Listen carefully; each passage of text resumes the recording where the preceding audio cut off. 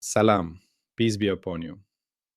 My name is Muhammad Laik Siddiqui, the father of Holoface. Close your eyes for a moment and picture a long road that begins in a place most people never visit. The place where we admit honestly that we don't actually know what the world is made of. Not because we are ignorant, but because we are disciplined. Most stories about reality start with furniture. They start with space as a container, time as a river, matter as solid beads, energy as a substance, laws as commandments, and then they build upward. Our journey did the opposite. We began by refusing to inherit any of that furniture until it had earned the right to exist inside public language. Episode 1 was that refusal, a kind of intellectual fasting. We said, if we want a foundation, we can start by assuming the very things we hope to explain. We can start with there is space if our goal is to explain what makes space meaningful. We can start with there is time if our goal is to explain what makes time readable. We can start with there are particles if our goal is to explain what object even means. Episode 1 was the first act of humility. We put our hands behind our back and said, we will not smuggle the world in. That might sound like a subtraction, but it was actually the beginning of clarity. Because the moment you stop carrying borrowed assumptions, you feel the true weight of the question. What is the smallest thing a language must have so that anything can be said at all? Episode 2 then did something that tends to offend intuition at first, but later feels liberating. We took the word energy, that powerful idol of modern thinking, and we stripped it of ontological privilege. We did not deny energy as a useful concept. We denied it as a primitive substance. We reframed it as a report, a tally, a kind of bookkeeping that appears when a system can be compared across a window. Energy becomes like the total on a receipt, real as an accounting statement, not real as a fluid inside reality. This matters because it teaches the listener a general rule. Many of the things we treat as stuff are actually summaries of structure. They are ways we count, not things that exist independently of counting. Then episode 3 turned the road towards something deeper. Change patterns as the alphabet. This is where the journey begins to feel like it is not about physics in the usual sense, but about literacy. Episode 3 says, reality, whatever it is, becomes publicly readable when it answers calculus-like questions. Not because calculus is sacred, but because how does this vary is the simplest form of structure that can be tested, shared, and compared. We started to see that the world is not first a list of objects, but a fabric of distinctions that can be refined. Coarser differences, finer differences, differences of differences. It's like you're learning to read a face. At first, you see a person, then you see expressions, then micro expressions, then the subtle timing of a glance. The person did not change. Your language became more resolved. Episode 4 deepened that idea. Higher structure matters. We install the sense that derivatives are not decorative mathematics. They are levels of question you can ask the same underlying thing. The first derivative is not a new entity. It is how the underlying order changes. The second derivative is not another substance. It is how that change itself bends. Higher derivatives are like higher resolution lenses. When you look at a leaf with your eyes, it's a shape. With a magnifier, it becomes veins. With a microscope, it becomes cells. With deeper tools, molecules, atoms, and so on. In each case, you didn't add a new universe. You refined your sentence about the same one. Episode 5 installed one of the most important truths of our entire journey: tri-unity. Time, space, and motion are not three independent primitives. They are three inseparable readouts of one underlying structure once change becomes readable. We gave them names that we can speak: omega for temporal cadence, kappa for spatial texture, nu for kinematic transport. And we insisted on a discipline. You are allowed to talk about omega, kappa, and nu only as shadows of a deeper object, never as separate gods. This matters because most confusion in human history comes from taking projections for primitives. We see one shadow on the wall and argue about its shape, forgetting it was cast by a single moving body. Episode 6 then gave the listener a hard truth and a comforting one at the same time: infinite depth, finite access. The language of reality can have bottomless refinement, but we are finite beings. We speak finite sentences. We use finite windows. We choose finite derivative depth. We never fully hold the infinite object. We only hold licensed views of it. This is not a defect. It is the condition of public knowledge. It's like standing on a mountain and looking at a valley. You can see a lot, but not everything. You can move, you can take new perspectives, you can map, you can measure, but you cannot swallow the valley whole. Finite access is not a tragedy. It is the only way truth becomes shareable. Episode 7 brought this into the territory of meaning and identity. We began to see that what a thing is not a label glued onto reality. It is a stable signature across the three readouts: how it behaves in cadence, how it holds texture, how it transports. In everyday life, you recognize a friend not by their atoms, but by a stable pattern: their voice timing, their face structure, their movement, their habits, their way of responding. Identity is not a frozen substance. It is a robust pattern that survives allowed changes. Episode 7 taught us that literacy is the ability to recognize such stable derivative signatures without confusing them with arbitrary description. Episode 8 then made the project more severe, and therefore more trustworthy: representation independence and canonicalization. It said, meaning is not notation. If your result changes when you change coordinates, or when you redraw a harmless cut, or when you pick a different but equivalent description, then you did not discover structure. You discovered your own bookkeeping. This is one of the deepest moral disciplines in science. It's the difference between a map that changes because the land changed and a map that changes because you used a different pen. We began to demand invariants, things that stay the same under admissible redescriptions, because only those can be public. Episode 9 then made a claim that sounds bold, but is actually just the completion of the previous steps. Grammar generates universes. Not in a mystical sense, in a strict sense. If you define what counts as a sentence, what transformations preserve meaning, what domains your sentences live on, and what counts as a valid inference, you have already defined the kind of universe: a space of possible structures that can be said without contradiction. And if your grammar is sloppy, your universe becomes fake. It produces effects that are really just errors. Episode 9 installed prediction and falsification as spine. But in our journey, prediction and falsification are not merely experimental. They are also grammatical. A statement can fail because it violates well-formedness, because it breaks invariance, because it ignores domain, because it invents new primitives without necessity.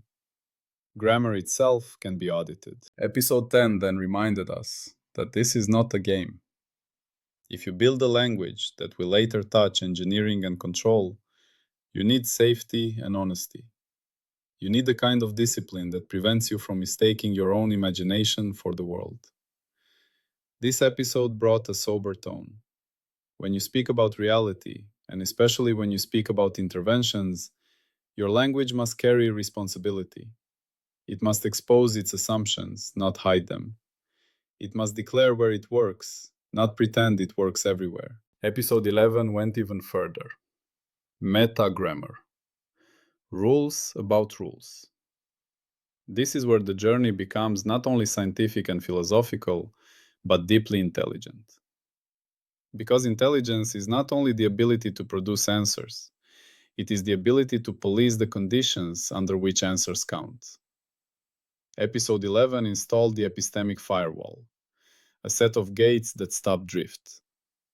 Drift is what happens when a theory quietly changes its meaning as it grows. Drift is what happens when we let convenience override honesty.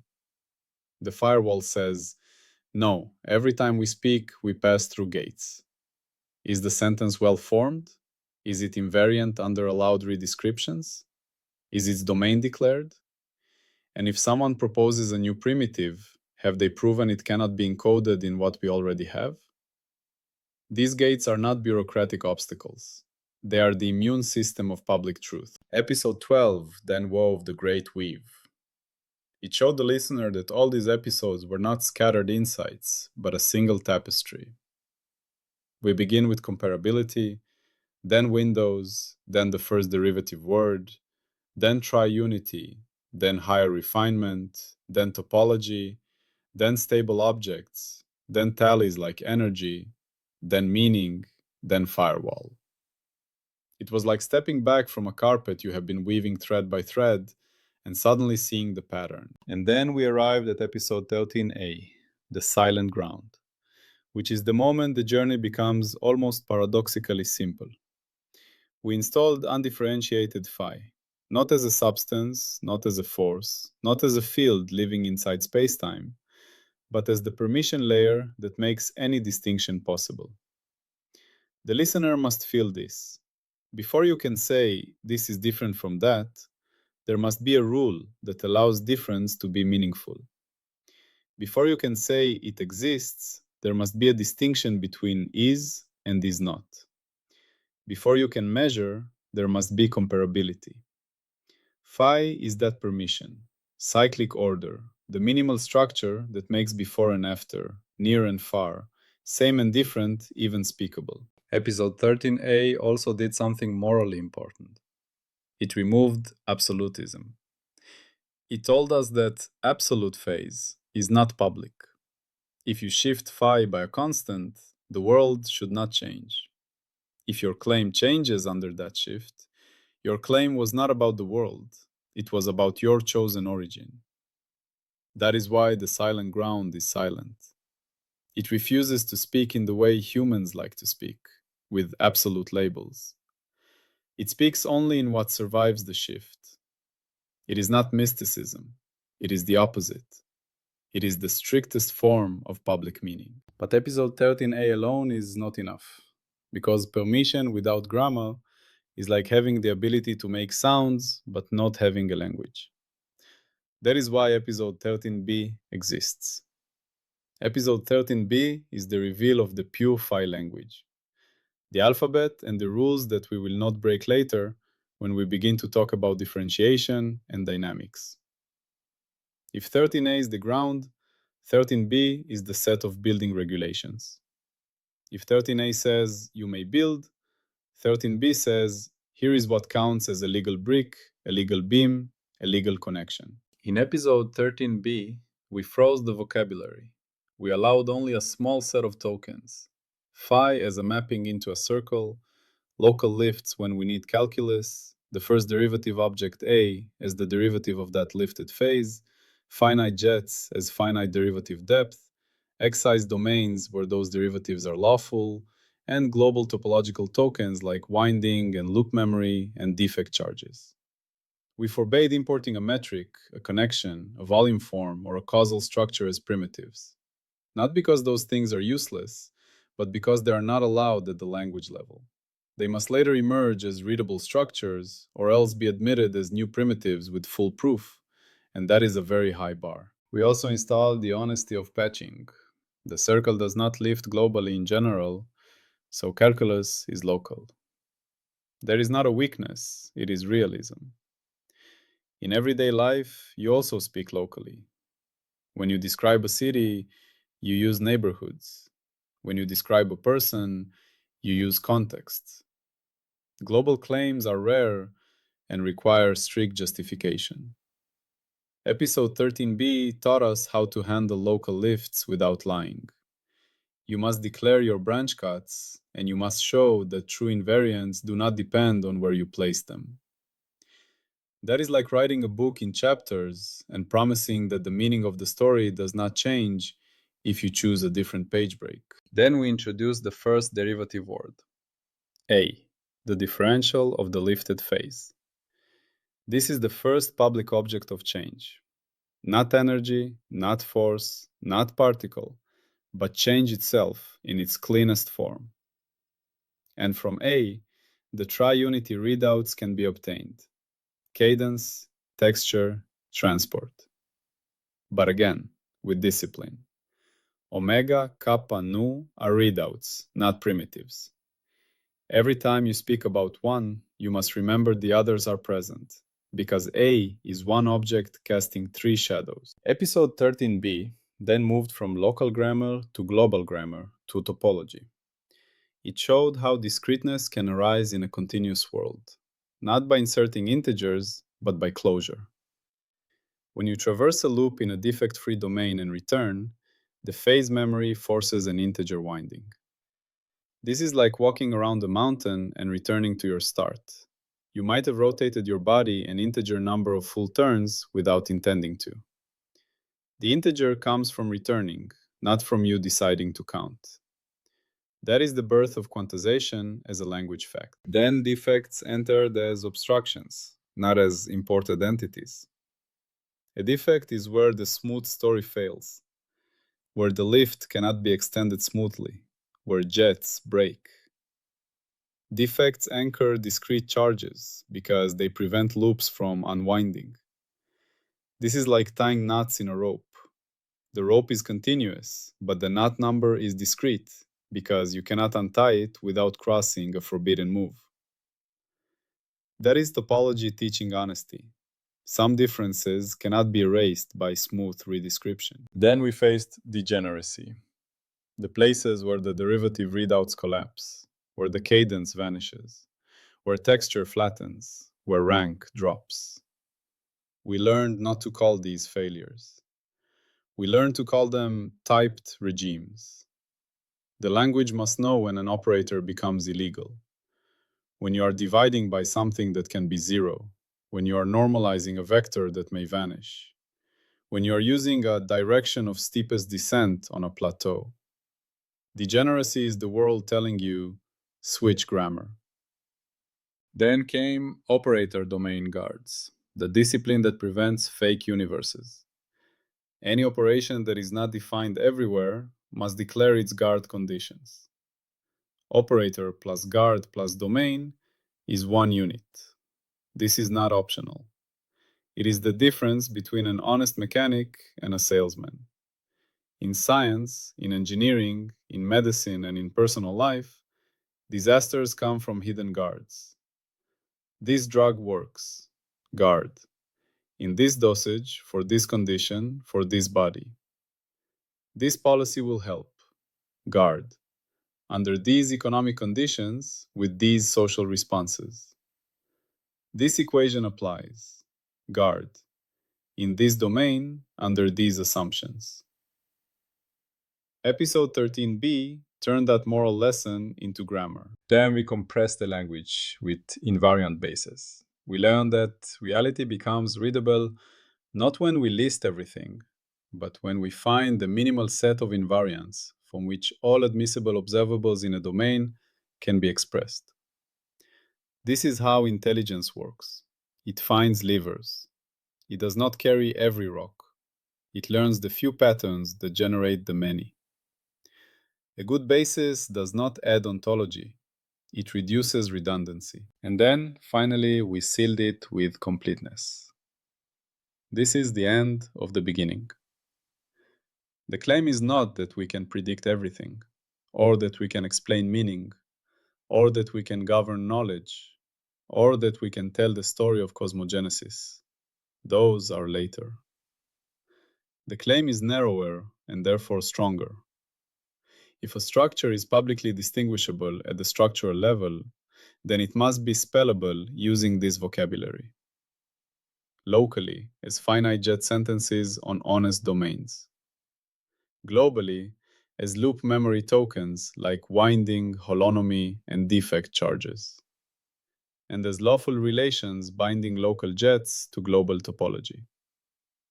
If something cannot be spelled that way, then either it is not publicly distinguishable, or it belongs to a different layer, or we have discovered a genuine missing letter and must extend the language with proof. Now, step back and look at the full road again. What have we really done from episode 1 to episode 13b? We have built a ladder of public meaning. At the bottom of the ladder is not matter, not energy, not time, not space. At the bottom is permission. The right to say same and different in a way another person can, in principle, share. That permission is phi, cyclic order, the most minimal comparability that does not assume a container. Then we built honesty, windows, domains, finite access. We acknowledge boundaries because public truth is always local in some sense. Local in space, in time, in instrumentation, in language. Even in everyday conversation, if you do not specify what you mean and where you mean it, you cannot resolve disagreement. The river is silver. No, it is black. The disagreement dissolves when you specify domain. Where are you standing? What part are you calling the river? What light conditions are present? Then we build change. Derivatives as questions, not substances. A as the first derivative word. We learned the triunity. Time, space, motion as inseparable readouts. Then we built global memory. Loops, winding, holonomy. We learned that some truths are not local slopes, but global closures. You cannot know whether you have wound around a defect by looking at one point. You must traverse a loop. Some truths are stories, not snapshots. Then we built discipline, the firewall gates. Well-formedness, invariance, domain, non-encodability. We made a promise. We will not cheat. We will not add new primitives because we are lazy. We will not confuse coordinate artifacts with structure. We will not speak outside the domain where our words are defined. We will not build universes out of silent divisions by zero. And then we seal the vocabulary as complete for structure.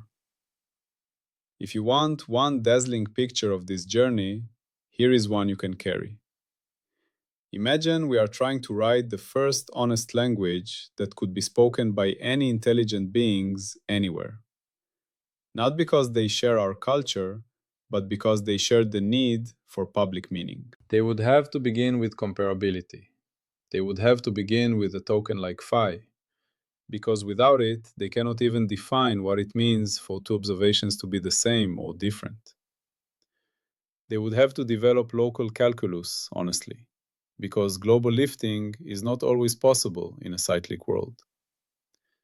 They would have to declare cuts and show invariance. They would have to define a first derivative object like A, because change is the minimal public structure.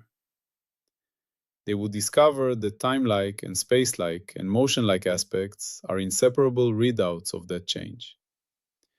They would discover that closure produces integers, that defects anchor global discreteness, that linking matters when multiple obstructions exist. They would discover that degeneracies are typed regimes, not failures, and that any operation needs guards. They would discover that compression requires invariant bases. And if they are honest, they would end by asking, is our vocabulary complete for structure? That is what we have built. Not a belief system, but a language that is hard to lie in. Now, where do episode 13a and 13b sit in this whole arc? Episode 13a is the moment we stop building with borrowed materials and we install the ground itself. Undifferentiated phi as permission and the refusal of absolutes. It is the deep silence before the first word. Episode 13b is the moment we take that permission and forge a strict alphabet and grammar. What we are allowed to say before we tell any dynamical story. It is the constitution of the language. It is the last lock on the door that prevents future drift. Together, 13a and 13b are the hinge of the entire project. Everything before them was preparing the listener to accept severity. Everything after them will rely on that severity to generate motion without cheating. You can think of episodes 1 through 12 as training the listener's moral and intellectual muscles. Humility, non-ontic energy, change as alphabet, tri-unity, finite access, invariance, and firewall. Episode 13a gives the ground those muscles stand on. Episode 13b gives the rules of movement on that ground. And now, at last, we are ready for episode 14. But notice what ready means here. It does not mean we have guessed the universe. It means we have earned the right to begin a dynamical story without smuggling in the ending. Episode 14 will be where structures begin to move inside the language. But we will not let motion bring in new furniture under the table. If space-time appears, it must appear as a readable structure, not as a container we assumed. If forces appear, they must appear as constraints and invariants of jets and topology, not as imported spirits. If energy appears, it remains a tally, not a substance. If objects appear, they appear as stable patterns in the tri-unity readouts, not as little balls we assume. So let me close this weave with one sentence the listener can carry like a compass. We began by refusing to assume the world. We learned to speak only what survives honest redescription. We grounded distinction in phi. We forged a strict alphabet of change and global memory. We installed the gates that prevent drift, and we sealed the vocabulary of structure as complete. So that in episode 14, when the universe begins to move, it will move inside a language that cannot lie. That is the end of our preparation. And now, we let the dance begin. Always. Peace be upon you.